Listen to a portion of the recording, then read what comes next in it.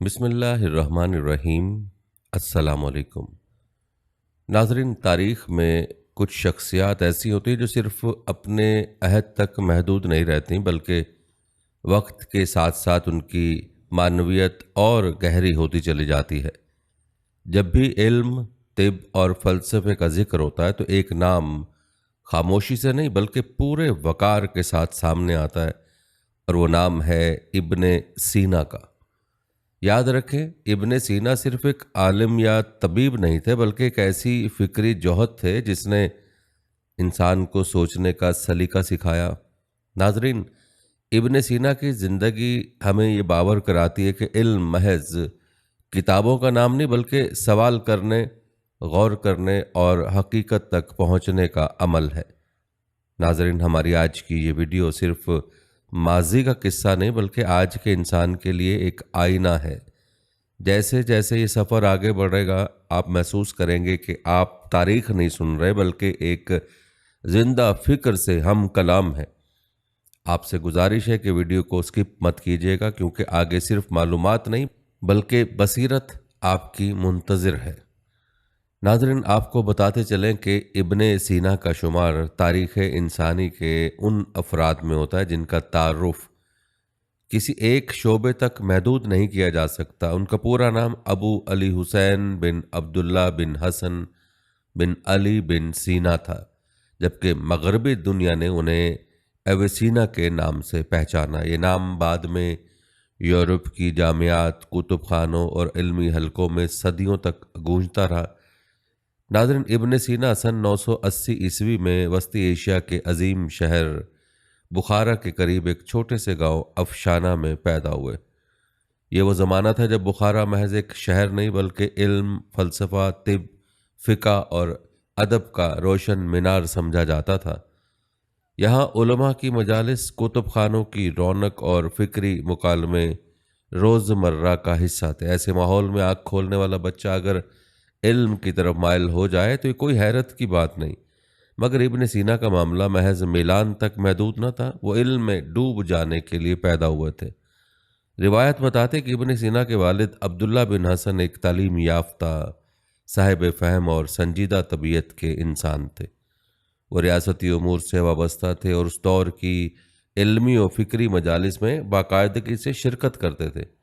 ان کے گھر میں اہل علم کا آنا جانا رہتا، مختلف موضوعات پر گفتگو ہوتی اور سوال اٹھانے کو ناپسند نہیں کیا جاتا تھا۔ یہ وہ فضا تھی جس نے ابن سینا کے ذہن کو جکڑنے کی بجائے کھول دیا۔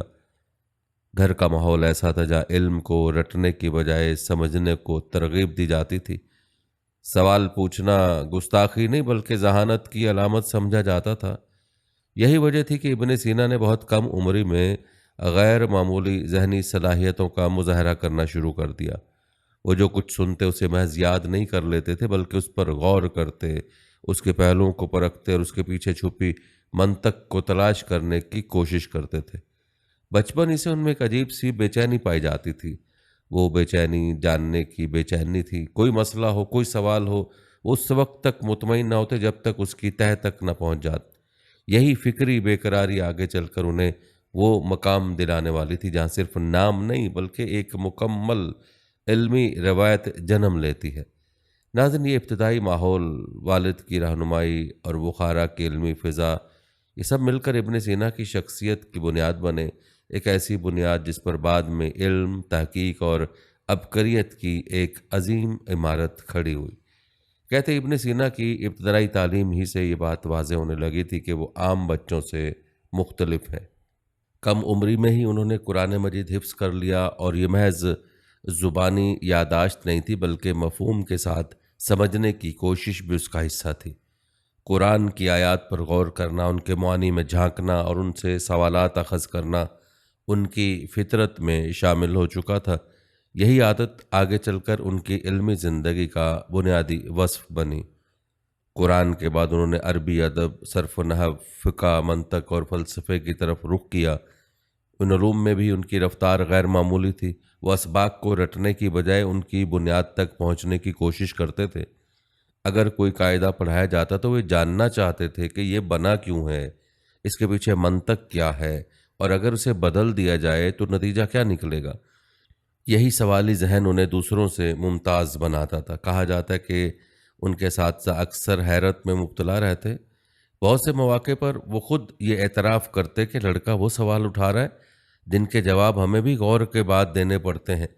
بعض اساتذہ نے تو صاف لفظوں میں کہا کہ یہ شاگرد وقت کے ساتھ ہم سب سے آگے نکل جائے گا، اور تاریخ نے ثابت کیا کہ ان کا اندازہ غلط نہ تھا۔ ناظرین، ابن سینا کے علمی زندگی کا ایک نمایاں پہلو ان کی محنت اور یکسوئی تھی۔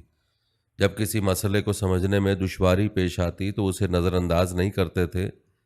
کہا جاتا ہے کہ پوری رات جاگ کر اس پر غور کرتے، کتابیں کھنگالتے، مختلف زاویوں سے سوچتے، یہاں تک کہ مسئلہ واضح ہو جاتا۔ کہتے ان کے لیے علم محض ایک مشغلہ نہیں تھا، بلکہ ایک ایسا جنون تھا جو انہیں آرام نہیں کرنے دیتا تھا، اور یہی غیر معمولی ذہانت، مسلسل جستجو اور علم سے بے پناہ محبت آگے چل کر ابن سینا کو اپنے دور کا عظیم ترین مفکر بنانے والی تھی۔ کہتے ابن سینا ابھی عمر کے اس حصے میں تھے جہاں اکثر نوجوان زندگی کو سمجھنے میں ہی الجھے ہوتے ہیں، مگر ان کا ذہن انسان کی حقیقت کو جاننے میں مصروف تھا۔ اسی تلاش نے انہیں علم طب کی طرف متوجہ کیا۔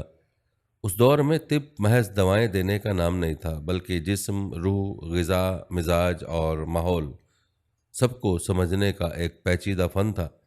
بہت سے لوگ اسے مشکل ترین علوم میں شمار کرتے تھے، مگر ابن سینا کے لیے یہ مشکل نہیں بلکہ فطری لگتا تھا۔ وہ خود کہا کرتے تھے، طب وہ علم ہے جو انسان کو انسان کے قریب لاتا ہے، کیونکہ اس میں مریض کی تکلیف، اس کی کمزوری، اس کی امید اور اس کا خوف سب کچھ شامل ہوتا ہے۔ ابن سینا طب کو محض نسخوں کی کتاب نہیں سمجھتے تھے، بلکہ مریض کو پورے انسان کے طور پر دیکھتے تھے۔ وہ بیماری سے پہلے انسان کو سمجھنے کی کوشش کرتے، اس کی عادات، خوراک، نیند اور ذہنی کیفیت پر غور کرتے، پھر علاج کا فیصلہ کرتے۔ کہتے چند ہی برسوں میں ان کی مہارت اس حد تک پہنچ گئی کہ لوگ حیران رہ گئے۔ وہ ابھی نو عمر تھے، مگر تشخیص میں ایسی باریک بینی دکھاتے کہ عمر رسیدہ طبیب بھی دنگ رہ جاتے۔ بہت جلد ان کا نام بخارا اور اس کے اطراف میں ایک ماہر طبیب کے طور پر مشہور ہو گیا۔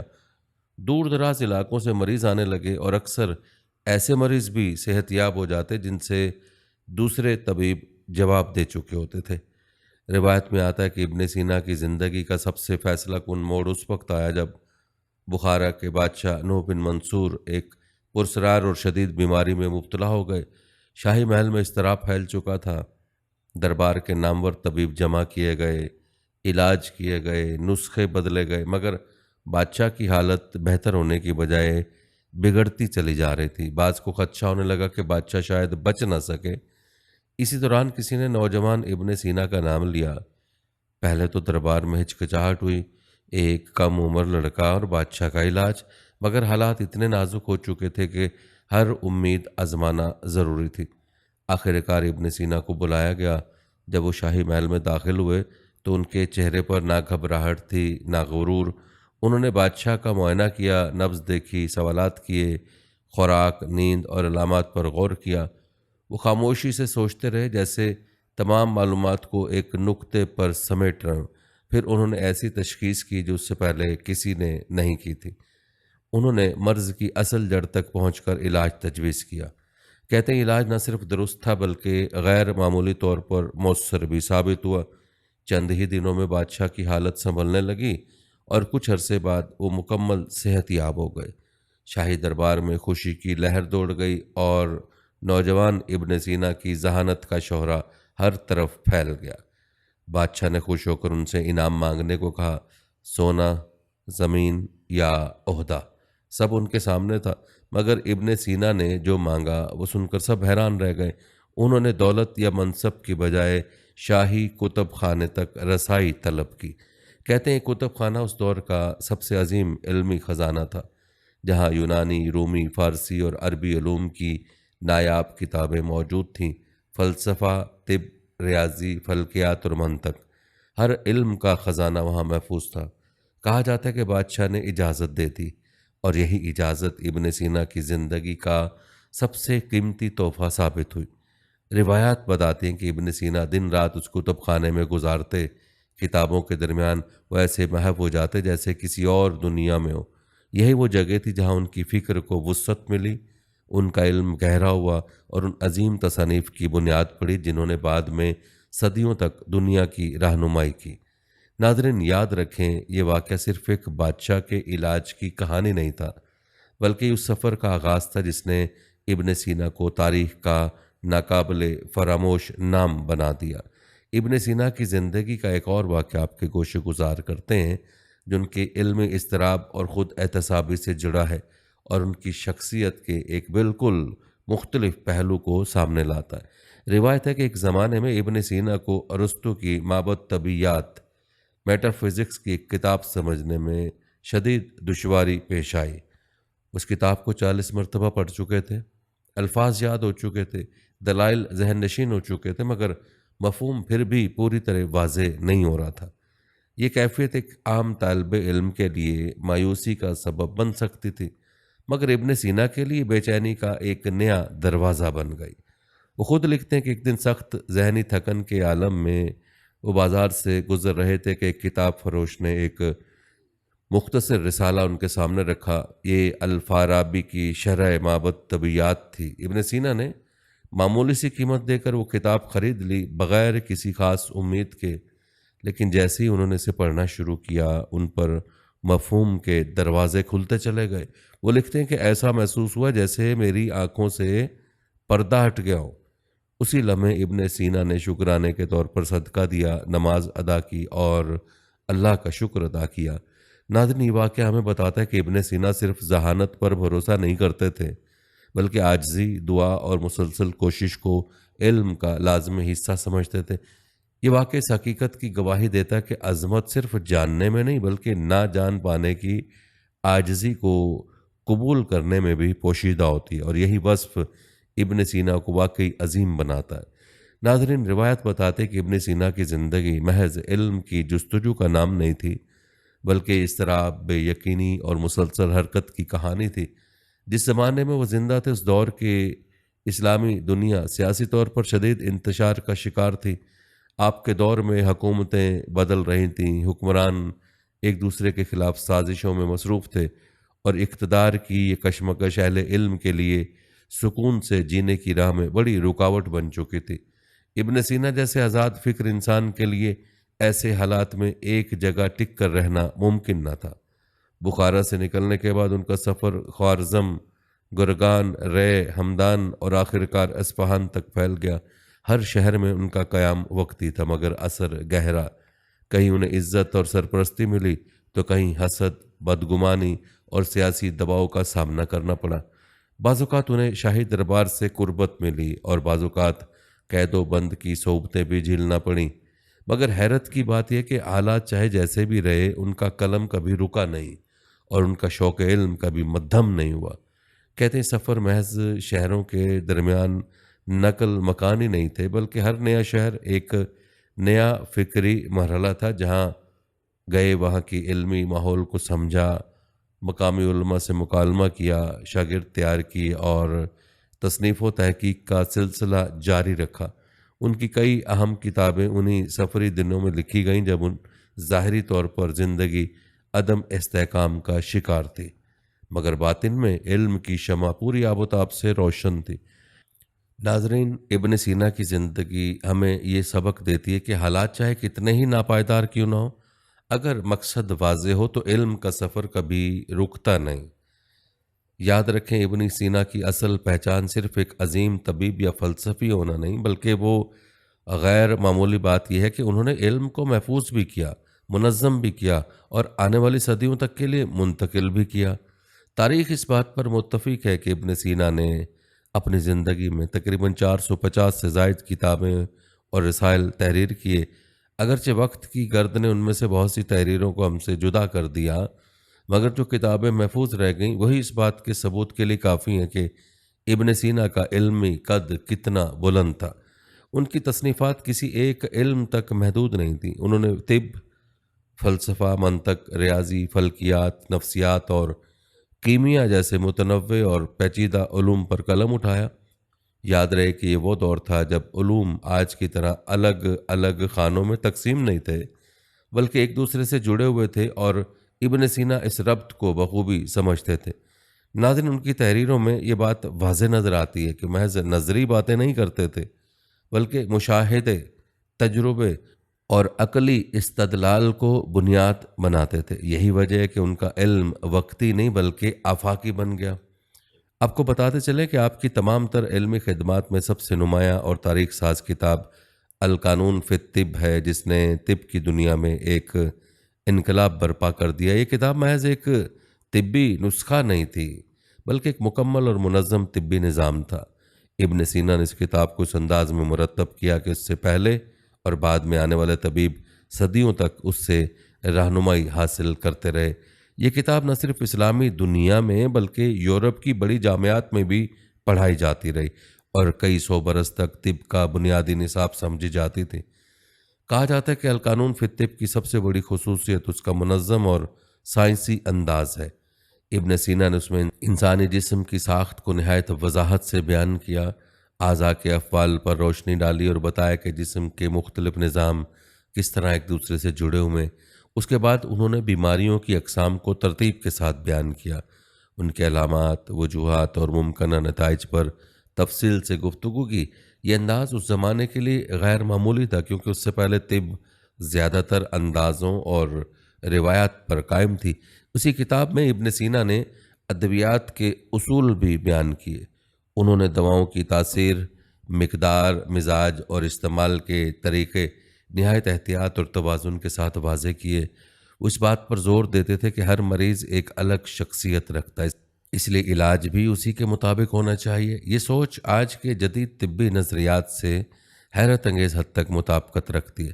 علاج کے طریقوں میں بھی انہوں نے اعتدال، احتیاط اور مریض کی مجموعی حالت کو بنیادی حیثیت دی۔ ماہرین کا کہنا ہے کہ القانون فی الطب کی کامیابی کی ایک بڑی وجہ یہ تھی کہ ابن سینا نے طب کو محض بیماری کے علاج تک محدود نہیں رکھا، بلکہ اسے انسان کی جسمانی اور ذہنی صحت سے جوڑا۔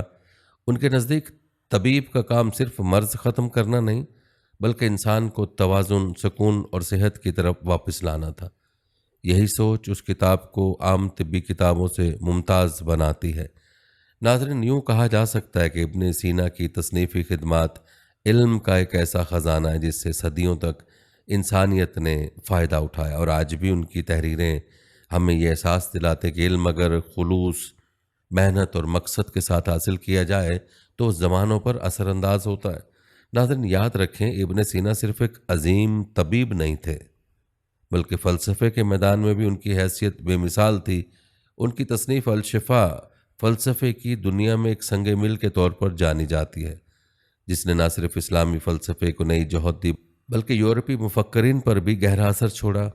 ابن سینا کے نزدیک عقل اللہ کی عطا کردہ سب سے بڑی نعمت تھی، اور اسی عقل کی مدد سے انسان اپنے وجود، کائنات اور مخلوقات کے رازوں کو سمجھ سکتا ہے۔ انہوں نے اندھی تقلید کی سخت مخالف ہونے کی وجہ سے فکر و تدبر کو علم کی بنیاد قرار دیا۔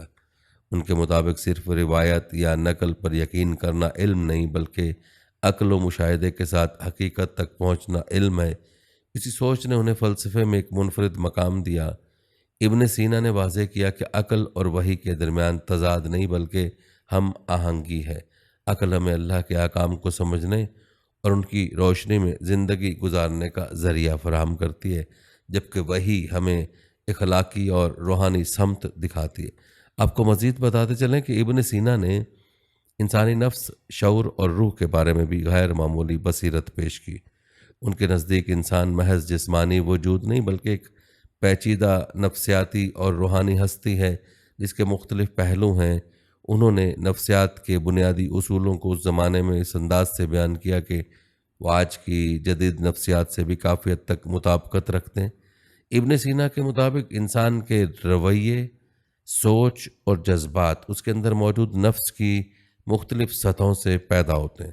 انہوں نے عقل، خواہش، یادداشت اور ارادے کو انسانی ذہن کے بنیادی جزو قرار دیا اور ان کے تعلقات کا تفصیلی مطالعہ پیش کیا۔ اس کے علاوہ انہوں نے روح کی اہمیت پر زور دیا اور کہا کہ جسمانی صحت کے ساتھ ساتھ روحانی توازن بھی ضروری ہے، کیونکہ حقیقی انسان وہ ہے جو جسم اور روح میں توازن قائم رکھے۔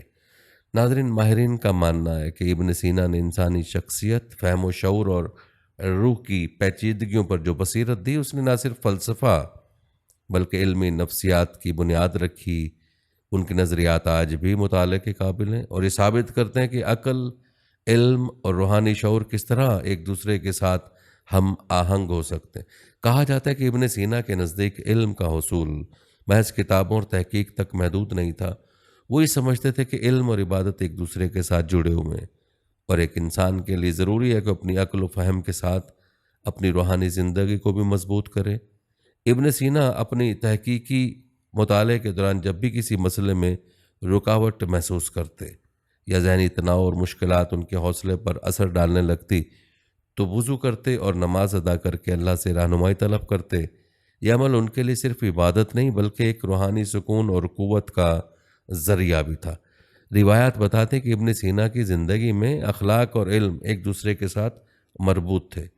ابن سینا یہ سمجھتے تھے کہ علم صرف معلومات حاصل کرنے کا نام نہیں، بلکہ اسے عملی زندگی میں نافذ کرنا اور دوسروں کی بھلائی کے لیے استعمال کرنا اصل مقصد ہے۔ اسی لیے وہ اپنے شاگردوں کے ساتھ صرف کتابی علم نہیں بانٹتے تھے بلکہ اخلاقیات، ایمانداری، صبر اور انسانیت کی خدمت کے اصول بھی سکھاتے تھے۔ مورخین کا کہنا ہے کہ روحانیت کے معاملے میں بھی ابن سینا کی بصیرت ان کے زمانے کے لیے انوکھی تھی۔ وہ کہتے تھے کہ انسان کی کامیابی صرف دنیاوی مہارت اور عقل سے نہیں بلکہ روحانی توازن سے بھی جڑی ہوئی ہے۔ اگر عقل کی روشنی عبادت اور اخلاق کے بغیر ہو تو انسان کی ترقی مکمل نہیں ہو سکتی۔ ان کے نزدیک علم کا مقصد انسان کو نہ صرف دنیاوی مشکلات سے نجات دلانا ہے بلکہ اسے اخلاقی اور روحانی بلندی تک پہنچانا بھی ہے۔ ناظرین، ابن سینا کی زندگی ہمیں سبق دیتی ہے کہ علم، عبادت اور اخلاق ایک دوسرے کے لیے لازم و ملزوم ہیں۔ ایک کامیاب اور متوازن انسان وہی ہے جو علم حاصل کرے، عبادت کرے اور اخلاق کے اصولوں پر عمل کرے۔ یہی ان کا سب سے بڑا پیغام ہے جو آج بھی ہر طالب علم اور فکر مند کے لیے رہنمائی کا باعث ہے۔ ناظرین، آپ کو بتاتے چلے کہ ابن سینا نے اپنی زندگی کے 57 سالوں میں علم و تحقیق، فکر و فلسفہ اور طب کے شعبوں میں ایسے کارنامے انجام دیے جو آج بھی انسانیت کے لیے مشعل راہ ہے، اور اپنی زندگی کے ایام مکمل کرنے کے بعد سن 1037 میں ہمدان میں ان کا انتقال ہوا، لیکن ان کی خدمات اور تحریریں صدیوں تک زندہ رہیں اور رہیں گی۔ مورخین بتاتے کہ ان کے آخری ایام عام انسانوں کی طرح نہیں تھے۔ علم اور خدمت کا جنون ان کے دل و دماغ میں ہمیشہ زندہ رہا۔ بیمار ہونے کے باوجود وہ کتابیں لکھنے، مطالعہ کرنے اور شاگردوں کی رہنمائی جاری رکھتے تھے۔ ابن سینا کے شاگرد اور معاصر ان کی فکری اور عملی نظم و ضبط کے قائل تھے اور انہیں ایک زندہ علم کا مجسمہ کہتے تھے۔ ابن سینا کی وفات کے باوجود ان کی تصانیف اور نظریات صدیوں تک زندہ رہے۔ ان کی کتابیں، خاص طور پر القانون فی الطب اور الشفاء، صدیوں تک اسلامی دنیا کے ساتھ ساتھ یورپی جامعات میں نصاب کا حصہ رہیں۔ انسانیت کی خدمت، فلسفے کی ترویج اور طبی علم میں ان کے اضافے نے انہیں ایک لازوال مقام عطا کیا۔ ناظرین، مختصر زندگی کے باوجود ابن سینا نے یہ ثابت کیا کہ محدود عرصہ بھی اگر مقصد کے لیے وقف کیا جائے تو صدیوں کے لیے اثر انداز ہو سکتا ہے۔ ان کی وفات علم کی روشنی کا خاتمہ نہیں تھی بلکہ ایک نئی روشنی کے آغاز کا پیغام تھی جو آنے والی نسلوں کے لیے مشعل راہ بنی۔ ابن سینا کی زندگی اور آخری ایام یہ سکھاتے ہیں کہ حقیقی عظمت صرف زندگی کے طول سے نہیں بلکہ عمل، تحقیق اور انسانیت کی خدمت سے ناپی جاتی ہے۔ ناظرین، آپ نے ابن سینا کی زندگی اور ان کے تمام نمایاں کارناموں کے بارے میں تفصیلات ملاحظہ کیں۔ یاد رکھیں، ابن سینا کی علمی خدمات صرف اسلامی دنیا تک محدود نہیں رہیں بلکہ ان کا اثر یورپ اور مغربی علوم پر بھی نہایت نمایاں رہا ہے۔ جیسے کہ پہلے بھی ذکر ہوا کہ ان کی سب سے مشہور تصنیف القانون فی الطب صدیوں تک یورپی جامعات میں نصاب کا حصہ رہی اور وہاں کے طبی نظام کی بنیاد بنی۔ اس کتاب میں انسانی جسم، بیماریوں کی اقسام، ادویات کے اصول اور علاج کے طریقے اس قدر منظم انداز میں بیان کیے گئے تھے کہ یورپی علماء نے انہیں قرون وسطیٰ میں معیار تعلیم سمجھا۔ ابن سینا کی فلسفیانہ کتاب الشفاء نے بھی مغربی فلسفے پر گہرے اثرات مرتب کیے۔ لاطینی زبان میں ترجمے کے بعد یہ کتابیں اسکولوں اور یونیورسٹیوں میں پڑھائی جانے لگیں اور یورپی فلسفے میں ایک نئے دور کا آغاز ہوا۔ ان کی منطق، استدلال اور عقل پر مبنی نظریات نے مشرقی فلسفے کو یورپی فلاسفہ کے لیے قابل فہم اور قابل تقلید بنایا۔ اس طرح ابن سینا نے نہ صرف طبی اور فلسفیانہ علم میں انقلاب برپا کیا بلکہ مغرب کی علمی ترقی میں بھی اہم کردار ادا کیا۔ مورخین کا ماننا ہے کہ ابن سینا کی تحریروں نے یورپی سائنسدانوں اور طبیبوں کو نئی جوہتیں دیں۔ ان کی کتابیں انسانی جسم، بیماریوں اور ادویات کے اصولوں کے حوالے سے آج بھی ایک معیار سمجھی جاتی ہیں۔ ان کی منطقی اور فلسفیانہ نظریات نے مغرب میں سیکولر فلسفے اور جدید سائنسی فکر کی بنیاد رکھی۔ اس طرح ابن سینا نہ صرف اسلامی علمی روایات کے علم بردار تھے بلکہ بین الاقوامی سطح پر انسانی فہم اور تحقیق کے علم بردار بھی قرار پائے۔ ان کا اثر صرف طب اور فلسفے تک محدود نہیں رہا بلکہ نفسیات، کیمیا اور فلکیات میں بھی ان کے نظریات نے یورپ میں تحقیق کے نئے دروازے کھولے۔ ابن سینا کی یہ جامع بصیرت اور علمی وسعت آج بھی دنیا بھر کے علماء اور طلباء کے لیے مشعل راہ ہے۔ مختصر یہ کہ ابن سینا کی علمی خدمات اور تصنیف نے مغرب کے علمی ماحول کو ایک نئی سمت دی اور ان کے علم کا دائرہ محض زمان و مکان تک محدود نہیں رہا بلکہ صدیوں تک اثر انداز ہوتا رہا۔ ناظرین، یاد رکھیں ابن سینا کی زندگی اور علمی خدمات آج بھی ہر انسان کے لیے رہنمائی اور تحریک کا ذریعہ ہیں۔ وہ ہمیں یہ سکھاتے ہیں کہ علم محض ایک مشغلہ یا روزگار کا ذریعہ نہیں بلکہ عبادت کا بلند ترین مقام ہے۔ ہر وہ کوشش جو انسان علم حاصل کرنے اور دوسروں کی خدمت کے لیے کرے در حقیقت اللہ کے قریب ہونے کا ایک ذریعہ ہے۔ ابن سینا نے اپنی زندگی میں ثابت کیا کہ عقل انسان کی سب سے بڑی روشنی ہے جو اندھیروں میں بھی راستہ دکھاتی ہے اور ہر مشکل مسئلے کا حل تلاش کرنے میں مددگار ہوتی ہے۔ ان کے نزدیک علم اور اخلاق الگ نہیں ہو سکتے۔ جو انسان صرف معلومات جمع کرتا ہے لیکن اس علم کو انسانیت کی بھلائی اور خدمت کے لیے استعمال نہیں کرتا، وہ اصل مقصد سے دور رہتا ہے۔ ابن سینا نے اپنی زندگی کے ہر لمحے میں یہ پیغام دیا کہ حقیقی کامیابی اسی میں ہے جب انسان اپنی صلاحیتوں کو دوسروں کی بھلائی، علاج اور فکری ترقی کے لیے استعمال کرے۔ ان کا فلسفہ یہ ہے کہ خدمت انسانیت سب سے بڑا اور اعلیٰ مقصد ہے اور انسانیت کی بھلائی کے لیے کی جانے والی ہر کوشش دنیا اور آخرت دونوں میں کامیابی کی ضمانت ہے۔ ناظرین، یاد رکھیں ابن سینا کا نام محض تاریخ کا ایک حصہ نہیں بلکہ ایک زندہ دعوت ہے۔ یہ دعوت ہمیں سوچنے، سیکھنے اور انسان بننے کی ترغیب دیتی ہے۔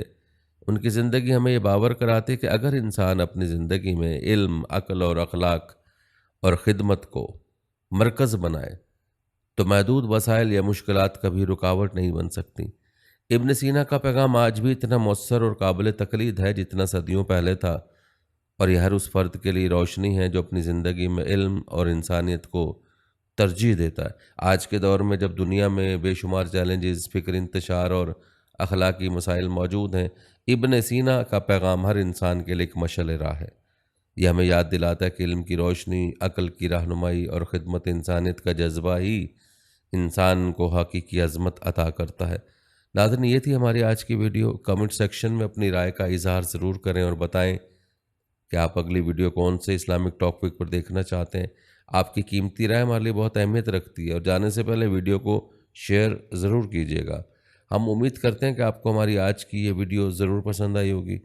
اگر آپ کو ہماری آج کی یہ ویڈیو پسند آئی تو اس کو لائک کریں۔ آخر میں آپ لوگوں سے ایک بار پھر درخواست ہے کہ ہمارے چینل کو ضرور سبسکرائب کر لیں اگر آپ نے ابھی تک ہمارا چینل سبسکرائب نہیں کیا ہوا، اور سبسکرائب کے ساتھ لگے گھنٹی کے بٹن کو بھی ضرور کلک کریں تاکہ آپ کو ہماری آنے والی مزید ویڈیوز کا نوٹیفیکیشن بر وقت ملتا رہے۔ اللہ تعالیٰ آپ کو اپنی حفظ امان میں رکھے، آمین۔